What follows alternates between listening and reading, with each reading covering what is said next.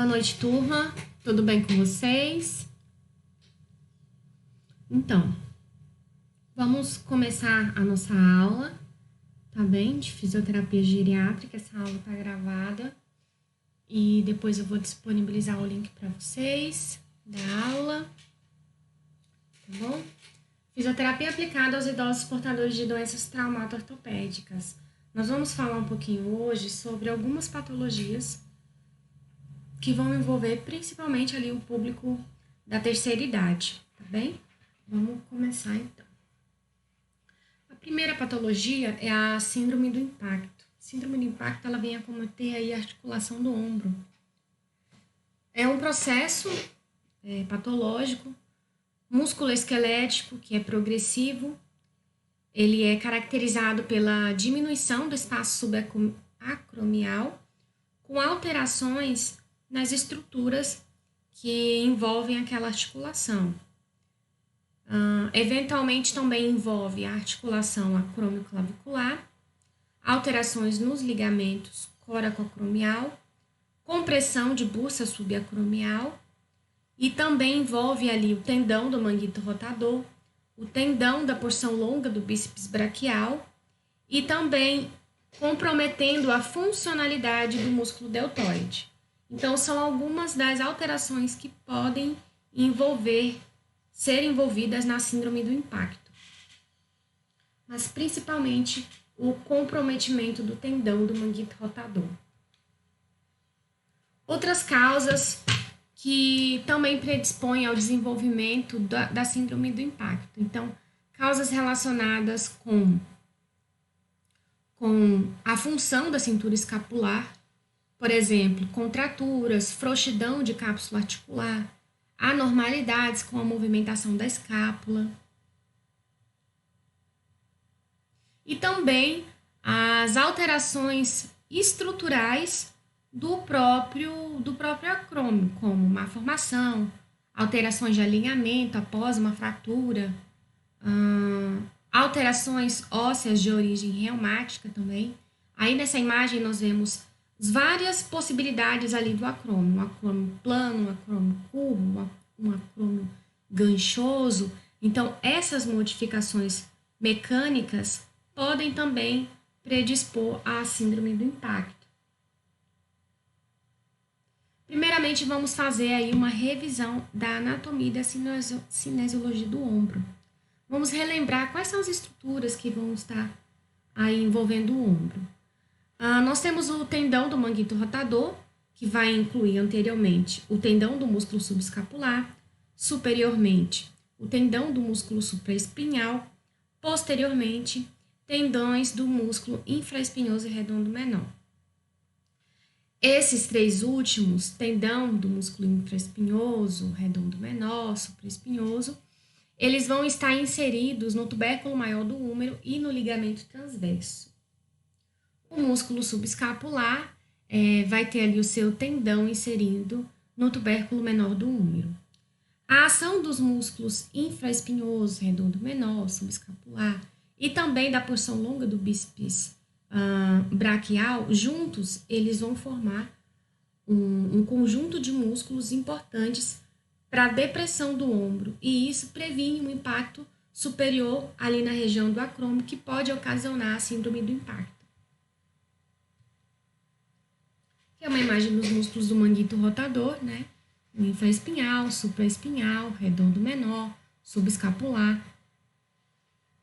São os músculos. Igual eu já falei, né? Os 3 E's e o redondo menor. Supraespinhal, infraespinhal, subescapular. As bursas subacromial e subdeltoidiana, ou subdeltoidiana, na verdade, porque ela tem essas duas denominações, elas agem como uma forma de também lubrificação para aquela articulação, mas principalmente ela facilita a movimentação dos músculos do manguito rotador. Elas absorvem ali também impacto. Distribuem ali as forças também naquele ombro. No terço anterior do tendão do manguito rotador, existe uma área, um ponto reduzido de vascularização, que é chamado ou denominado de zona crítica. Essa zona crítica tem um potencial de reparo bem baixo, bem comprometido, por conta dessa diminuição dessa vascularização. Então, não tem vascularização. Tem, mas é reduzida. E isso faz com que se comprometa o seu processo regenerativo. Então, é uma zona de relativa hipovascularização do tendão, que é mais suscetível à lesão, localizada em uma porção anterior, próxima ao tendão da cabeça longa do bíceps braquial, estende-se por cerca de 1 centímetro a partir da inserção no tubérculo maior do úmero. Quais são os fatores intrínsecos e extrínsecos relacionados com o surgimento dessa patologia? Os fatores extrínsecos podem envolver compressão, né? Incluem fatores anatômicos, como a má formação do acrômio, fatores biomecânicos ou uma combinação dessas duas anormalidades, como, por exemplo, uma má formação estrutural do acrômio, né? A má postura também, por longo período, postura incorreta por longo período, com esforço repetitivo, pode ser um fator. Fatores intrínsecos para a tendinopatia do manguito rotador são resultado da degeneração dos tendões em decorrência, por exemplo, de um processo natural do envelhecimento, né?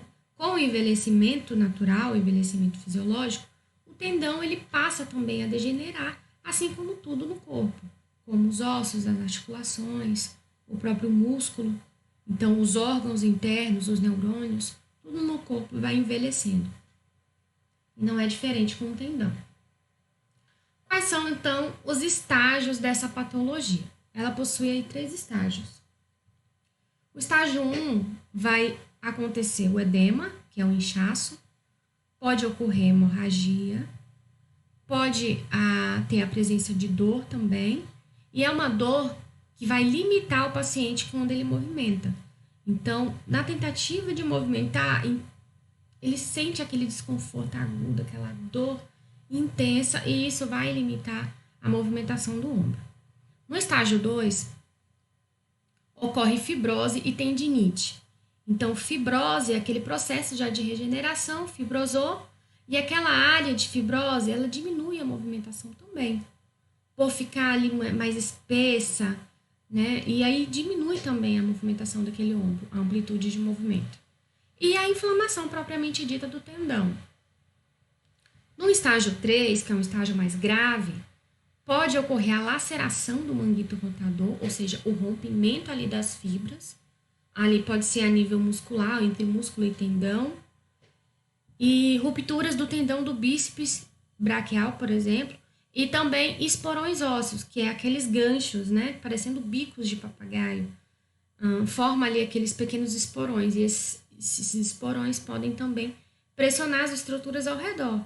Raízes nervosas, o tendão ou o ligamento de outras estruturas, o próprio músculo. E aquilo ali gera um desconforto muito intenso para o paciente. Tratamento para essa patologia. Tratamento conservador sempre é indicado antes de se pensar em uma cirurgia. O tratamento vai incluir a fisioterapia, medicações anti-inflamatórias, não esteroides e, eventualmente, também injeções.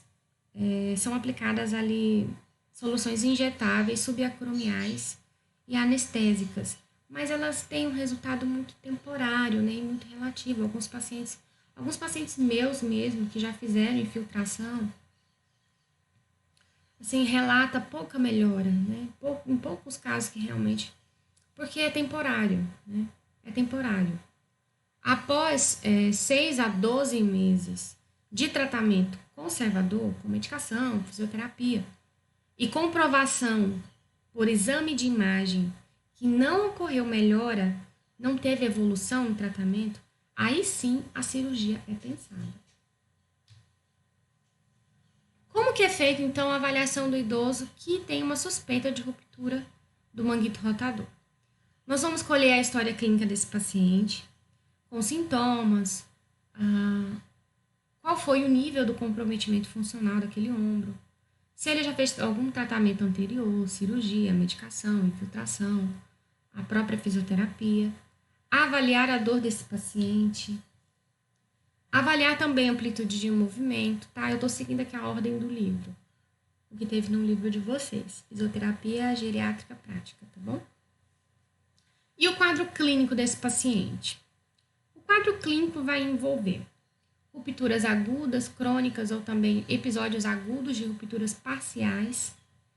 Rupturas agudas são mais comuns em pacientes jovens e mais rara no idoso, devido às alterações degenerativas normais na terceira idade.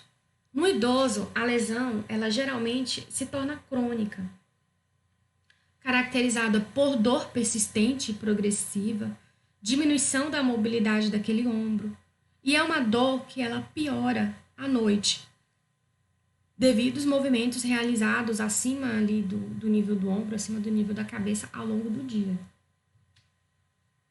O exame físico pode incluir um exame neurológico da extremidade superior da coluna cervical, um exame de inspeção, ou seja, de observação, para identificar sinais de atrofia do músculo supraespinhal, infraespinhal e também o deltoide.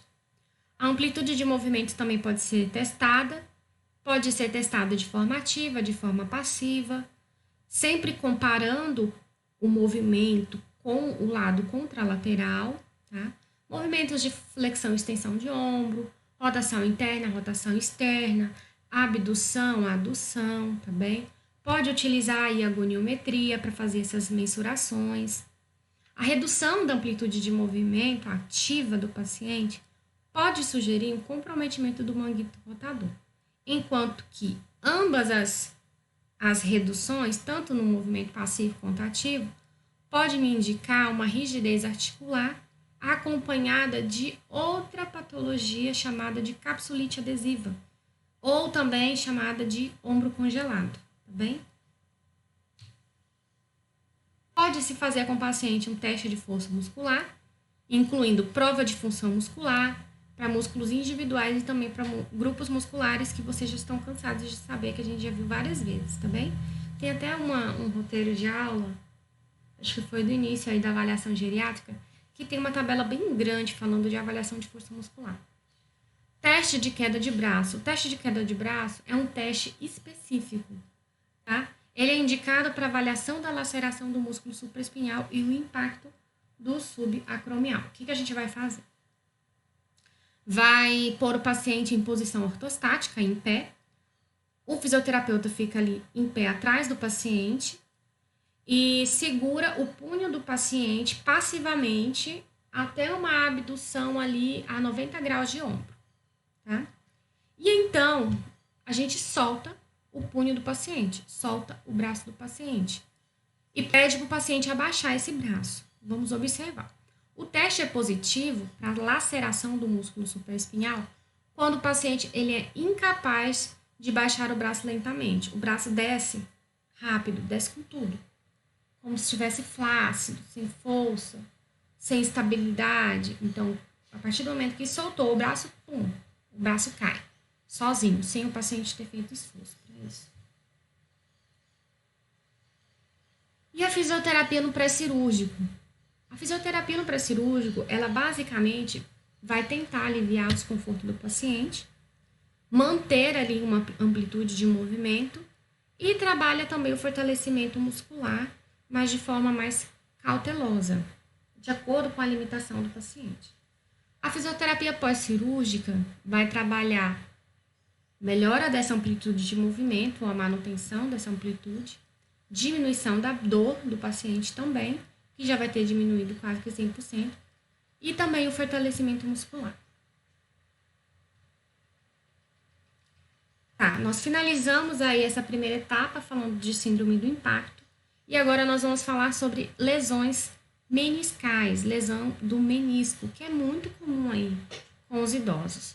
Os meniscos são estruturas cartilaginosas, semilunares, que ajudam na distribuição do peso através da articulação. Então, a principal que a gente vai falar aí é dos meniscos aí do joelho, tá bem? A sua função é estabilidade, congruência, absorção de forças aplicadas sobre essa articulação, ela tem uma alta capacidade elástica. Mudanças degenerativas já são observadas no paciente com idade inferior a 55 anos de idade, olha só. E no idoso, a lesão meniscal resulta em clivagem horizontal, lesões degenerativas, devido às alterações bioquímicas e biomecânicas que ocorrem naturalmente no processo do envelhecimento. O quadro clínico das lesões de menisco. A ruptura aguda, ela pode acontecer devido a uma consequência de uma inversão de movimento ou a partir de uma lesão de torção menor. Geralmente a gente lembra dessas lesões falando de jogador de futebol, né? Quando ele segue em uma direção e subitamente ele vira ali o membro, ele mantém o pé fixo e gira o corpo ali na tentativa de mudança de postura, né? Mudança rápida ou brusca de movimento. E isso aqui, ó, o membro tá aqui. Pressionou o tronco, a parte superior ali, né, da coxa, roda ali, né, o tronco na tentativa de mudar de posição e o membro continua ali, parado. A perna continua. E esse movimento de inversão, essa inversão de movimento pode gerar essa torção, lesionando também outras estruturas, como o próprio ligamento anterior, o ligamento cruzado, né, o rompimento talvez até, e ali lesionando os meniscos. As lesões degenerativas, normalmente, elas não estão relacionadas a algum trauma, algum evento traumático, mas sim com doenças degenerativas, como a própria osteoartrite, que afeta principalmente o menisco medial. Quais são os sintomas, então, dessa lesão meniscal?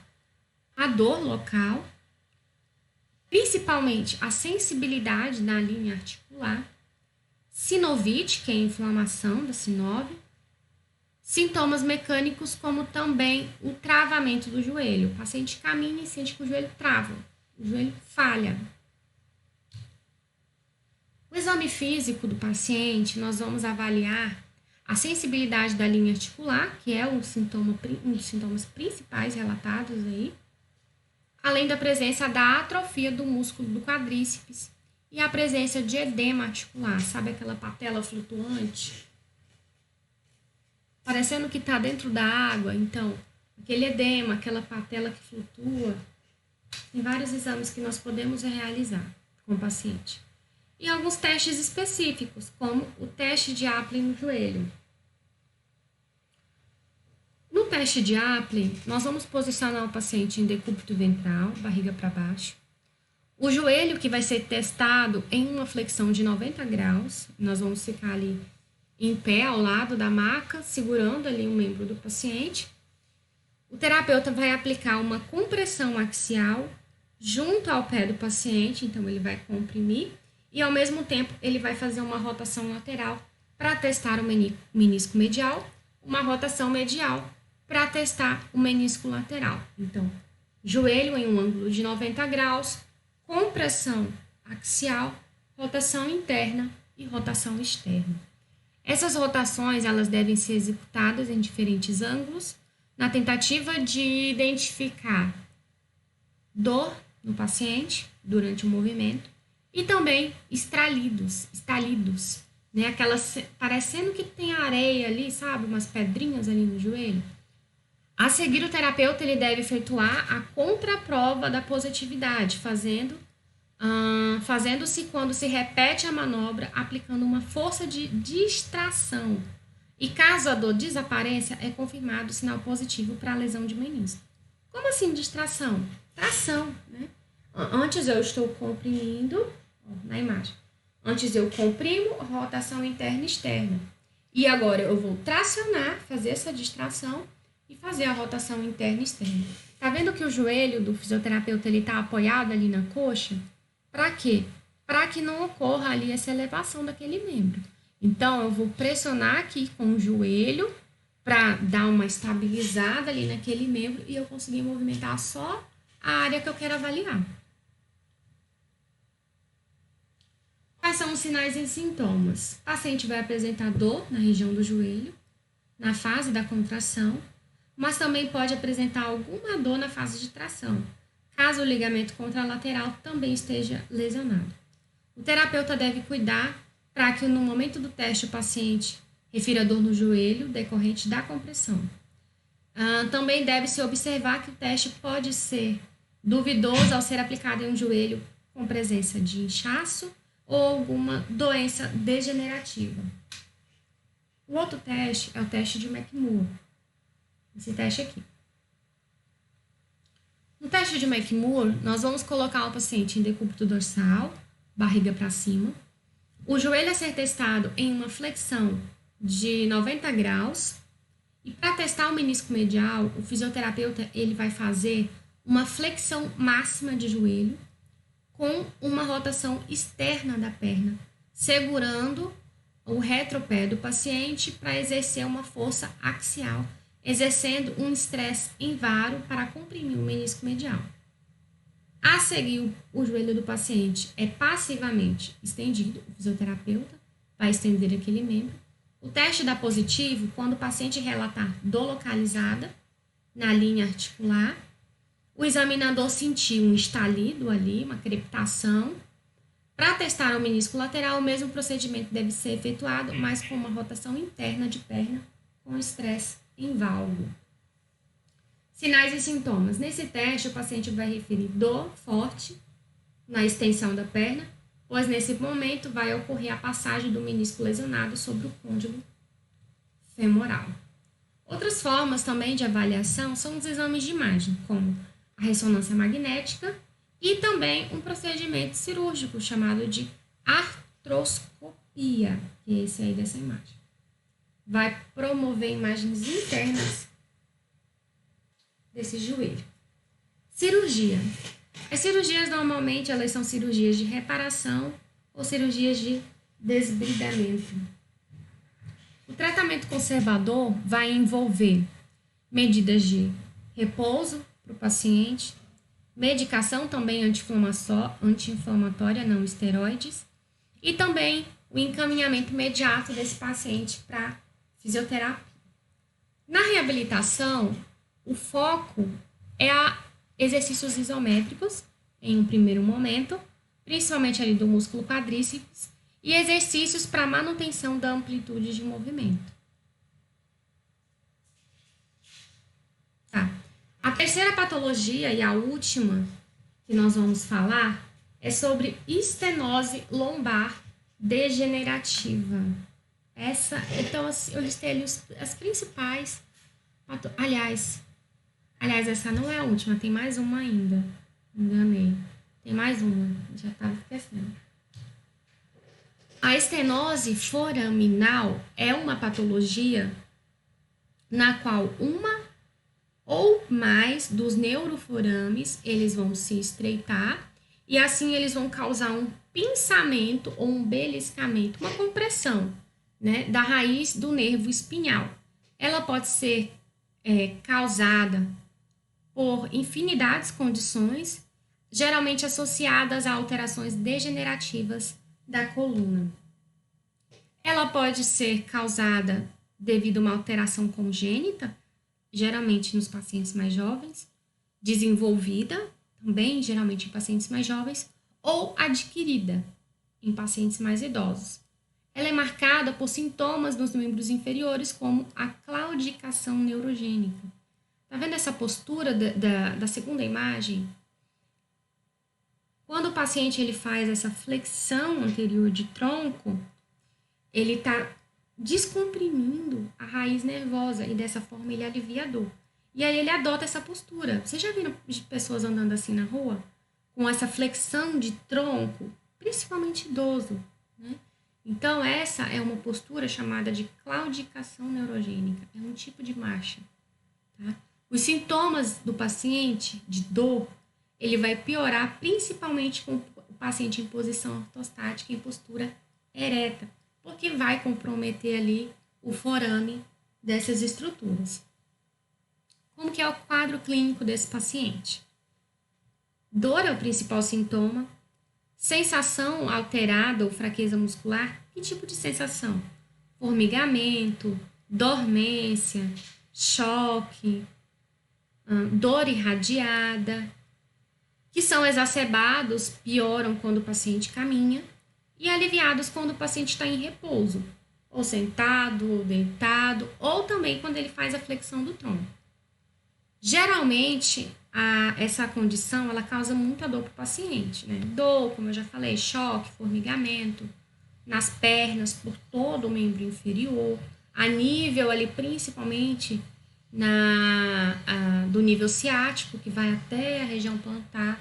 Então, pode envolver toda a cadeia posterior aí do membro inferior do paciente. E o paciente também pode desenvolver alterações na bexiga, perda da sensibilidade nas pernas e, às vezes, alteração da bexiga, né? Então, dificuldade para urinar, perda de urina, ou até mesmo a função intestinal, como a constipação. Os sintomas mais comuns vão envolver dor e cãibra nas pernas. Quando o paciente está de pé ou andando, a coluna lombar ela vai fazer um deslizamento em direção posterior, o que reduz o tamanho do forame e isso faz com que aumente essa compressão. Quando o paciente faz uma flexão anterior, a tensão sobre essa raiz nervosa diminui. E a fisioterapia? Se o fisioterapeuta conseguir melhorar esse deslizamento posterior pela mobilização da região torácica e lombar e pelo alongamento dos flexores da coxa, o paciente ele pode ser capaz de assumir uma postura ereta, sem compressão de raiz nervosa e melhorar a tolerância desse paciente a caminhar. É uma alternativa. Outro tipo de claudicação também que pode acontecer, o que é claudicação, professora? É caminhar. Outro tipo de marcha diferente, caminhar diferente, é a claudicação vascular. Ela ocorre quando acontece um estreitamento ou um bloqueio nas artérias das pernas. Embora ambos os tipos de claudicação causarem sintomas parecidos, eles são diferentes. A claudicação vascular geralmente fica pior quando se caminha em subida e melhora quando o paciente fica em repouso. A claudicação neurogênica, ela geralmente piora quando o paciente caminha descendo e fica melhor quando o paciente inclina o corpo para frente ou sentado, porque flexiona a coluna vertebral, geralmente reduzindo a compressão. Então, quais são os sintomas aí que o paciente pode relatar? Dor lombar irradiada, dor no quadril. A compressão nervosa, ela pode induzir a dor, que começa no quadril, seguindo pelas nádegas, se estendendo por toda a parte posterior da perna. A dor, ela fica pior quando o paciente está sentado e geralmente afeta somente um lado do corpo, mas pode também ser que afete os dois lados, em casos mais diferenciados. Muitas vezes, isso é referido como dor ciática. Ah, meu ciático está inflamado, né? Quando a dor está em grande parte de distribuição, nós falamos que o paciente está ali com uma neuralgia, né? Uma inflamação naquele nível. Perda da função do intestino ou da bexiga, chamada de síndrome da cauda equina. Em casos bem mais graves, os nervos da bexiga, os intestinos, eles podem ficar comprometidos, levando ali o paciente a uma incontinência urinária e também uma incontinência fecal. Existem diferentes tipos de estenose lombar. Existe a estenose primária, que é mais incomum, e a estenose adquirida, que é o tipo que a maioria das pessoas desenvolvem ao longo da vida. É geralmente um resultado de alterações degenerativas da coluna vertebral. Anatomicamente, podemos classificar a estenose como estenose central, estenose lateral, foraminal e extraforaminal. E isso é importante, essa informação é importante para o tratamento. Para saber quais posturas eu posso colocar meu paciente, o que melhora a dor, o que é favorável para mim. Qual a gravidade da estenose lombar? Normalmente só causa desconforto nas pernas ao caminhar e geralmente se recupera com o tratamento. Às vezes pode causar problemas mais graves quando o tratamento é adiado e aí já sabe, né? Só cirurgia. Pode acontecer a perda da sensibilidade permanente daquele membro, causando a perda da sensibilidade nos pés, das pernas, Perda da função do intestino e da bexiga. Esta é uma complicação sempre com um prognóstico ruim. A recuperação desse déficit neurológico é imprevisível mesmo após tratamento cirúrgico. A perda de massa muscular pode ser permanente mesmo depois que a estenose for corrigida. Qual é a causa, então, dessa doença? A causa mais comum é a degeneração da coluna lombar, mas também pode ser devido à artrose de facetas, né? A artrose facetária. Aí a gente tem essas imagens mostrando essa diminuição desse espaço entre os discos, comprimindo ali os discos. A artrose vai afetar as articulações facetárias na parte posterior da coluna vertebral e com o tempo essa cartilagem começa a diminuir, começa a ficar mais desidratada, começa a deteriorar, tornando-se mais áspera. E se ela se desgastar completamente, isso pode fazer com que um osso fique em atrito com outro osso. Na tentativa de reparar o dano, o corpo pode produzir crescimentos ósseos, que são chamados de osteófitos, como a gente vê nessa imagem, como pequenos ganchos ali de ossos, parecendo um bico de papagaio. Quando estes se formam sobre a coluna e as articulações facetárias, eles estreitam o canal espinhal, comprimem ali as raízes nervosas, os músculos, ligamentos. Os discos também podem estar herniados, também chamados de hérnia de disco. O disco herniado, ele pode acontecer de forma isolada, mas também pode ser uma das causas de estenose da coluna. Eles começam a perder a sua hidratação, tornando-se mais plano, mais frágil, e eventualmente essa cobertura externa dura e fibrosa do disco pode desenvolver pequenas rupturas, fazendo com que a substância gelatinosa interna ali daquele disco, ela se desloque, né? Criando ali uma protusão. Ela rompe. Outra causa também é a hipertrofia do ligamento amarelo. Olha, nós vemos ali na imagem da lateral. Ligamento amarelo espessado, tá vendo? Perto ali da medula espinhal. O ligamento das costas, ele pode sofrer alterações degenerativas também, se tornando mais rígido, mais espesso.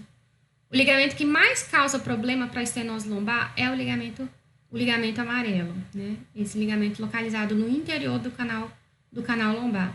O espessamento pode pressionar os nervos, o endurecimento vai impedir a coluna de se movimentar de forma adequada, de forma natural. Outras causas, tais como tumores, trauma, doenças ósseas, má formação, também são algumas causas, mas são mais incomuns.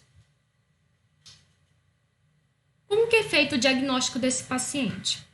Colhendo a história desse paciente, exames de imagem, ressonância magnética, por exemplo. E qual é o tratamento? Na maioria dos casos, é recomendado o tratamento conservador por pelo menos 6 semanas. O tratamento cirúrgico ele só é aconselhado se o paciente não apresentar uma boa evolução. Na fisioterapia, nós podemos aumentar a força do paciente, a resistência dos músculos, das costas e do abdômen, melhorar a flexibilidade desse paciente e estabilizar a coluna vertebral. São ali nossos principais objetivos. O repouso também é importante, com retorno gradual às atividades do cotidiano. Caminhada também é um bom exercício. Andar de bicicleta também é outro exercício que pode ser realizado. A utilização de um colete também na região da coluna. Tem vários tipos de colete, tá? Tem colete de put, tem vários modelos de colete. Ajuda a fornecer um suporte e pode especialmente beneficiar pessoas que têm músculos abdominais mais fracos ou degeneração em mais de uma área da coluna vertebral também. Outras formas de tratamento são medicamentos, né? Com analgésicos, anti-inflamatórios, relaxante muscular, antidepressivo e também injeções epidurais. E o tratamento cirúrgico? No tratamento cirúrgico existem várias técnicas diferentes. Aí eu coloquei só algumas imagens aqui para fazer essa descompressão. dessa estenose lombar. Tá, finalizamos aqui essa estenose lombar e vamos para o último tópico, o último assunto, que é sobre as artroplastias. Artroplastia. Tem vários tipos de artroplastia, mas as principais são as artroplastias de quadril e joelho, né? Hoje a gente vai focar na de quadril. A substituição é a substituição total de uma articulação com a utilização de algum implante metálico ou sintético na tentativa de diminuir a dor daquele paciente, geralmente causada por uma osteoartrite em condição mais avançada. Uma das principais causas. A cirurgia ela vai ser definida pela equipe de ortopedia, que vai substituir esse desgaste da articulação com uma prótese, que pode ser metálica, pode ser um plástico, pode ser cimentada, tem várias opções. Articulações que podem ocorrer essa artroplastia. Cotovelo, tornozelo, ombro, dedos da mão, são áreas mais aptas a receber, ali ter bons resultados. Mas o quadril e o joelho são os campeões de artroplastia. Essas duas regiões são as que mais apresentam melhores resultados funcionais e são realizados há mais tempo. Prótese total de quadril. Quando que ela é indicada? Quadros artríticos avançados, dor intensa e limitação da funcionalidade daquele membro. Geralmente, essa cirurgia ela é indicada nos pacientes idosos entre 60 e 75 anos de idade. E o paciente mais idoso, ele vai ter geralmente múltiplas comorbidades. Né? É diabético, é hipertenso, ou é cardíaco, ou é isso, é aquilo. Então, o paciente ele não ia ter um bom prognóstico, né? Ter uma boa evolução. Talvez não ia suportar nem mesmo a cirurgia. A doença tromboembolítica é a principal causa de mortalidade entre os pacientes nesse pós-operatório. O tratamento pós-operatório vai envolver prevenção de complicações, como, por exemplo, tromboses, e dar início ao tratamento de reabilitação de forma imediata. Isso mesmo, logo após a cirurgia, já no primeiro dia. A fisioterapia ela se inicia após a cirurgia. No início, no primeiro dia, nós vamos trabalhar as posturas, mudanças posturais. Posso levar o paciente para a beira do leito. Posso colocar o paciente em decúbito lateral com cautela, principalmente se for sobre um membro, com utilização de rolo, de travesseiro, tá bem? Exercícios envolvendo movimentação de joelho e isometria do músculo quadríceps e também exercícios respiratórios para manter uma boa capacidade vital. No segundo dia, deve-se iniciar exercícios leves de abdução passiva e adução de forma assistida, no máximo até a linha média do corpo, tá? Sem transpor isso aí. Flexão de coxa com extensão de perna, rotação interna e externa, exercícios para o músculo quadríceps com a perna fora do leito. Então, o paciente vai estar sentado. No terceiro dia, nós podemos iniciar a descarga de peso, né, nos membros inferiores, por exemplo, com o paciente sentado à beira-leito, com os membros inferiores apoiados no chão, peço para ele levantar levemente o bumbum, fazendo essa descarga de peso parcial nos membros inferiores. Geralmente, a alta hospitalar ela vai acontecer entre o 4º e o 7º dia de pós-operatório. Após esse período, a fisioterapia ela foca no trabalho de exercícios em ortostase, em pé, e também o treino e a manutenção da marcha. A avaliação desse paciente. Na avaliação, nós devemos fazer inicialmente a inspeção, que é a observação, e também testes com o membro não operado, seguida da inspeção e movimentação passiva com o membro operado. Devemos avaliar a amplitude de movimento, utilizamos goniometria, avaliar a força muscular através das escalas de Kendall, enfim. A avaliação do comprimento real daquele membro protetizado também é importante em comparação com o membro são, porque geralmente vai acontecer o quê? Uma discrepância de membros, né? Um membro pode estar em maior comprimento que o outro membro. Geralmente, um membro protetizado ele tem uma tendência a ficar maior que um membro são. E tendo a necessidade da gente indicar ou solicitar para o paciente a utilização, por exemplo, de palmilhas no membro são. ou até um solo extra, aumentar o solo do calçado desse paciente na tentativa de igualar essa desigualdade desses membros inferiores. O paciente que recebeu uma prótese cimentada, então, existem formas de tratamento diferentes, a depender do tipo de cirurgia que o paciente fez, tá? Na prótese cimentada, pode já iniciar a descarga de peso parcial sobre o membro afetado, por exemplo, com o uso de andadores. Em outros tipos de substituição não cimentada, deve-se iniciar a descarga de peso parcial por até 3 semanas após a cirurgia, tá bem? Então, nós finalizamos por aqui. Patologias traumato-ortopédicas. Qualquer dúvida, estou à disposição de vocês. Me mandem mensagem, tá legal? E nós nos vemos, então, na próxima aula. Fiquem com Deus.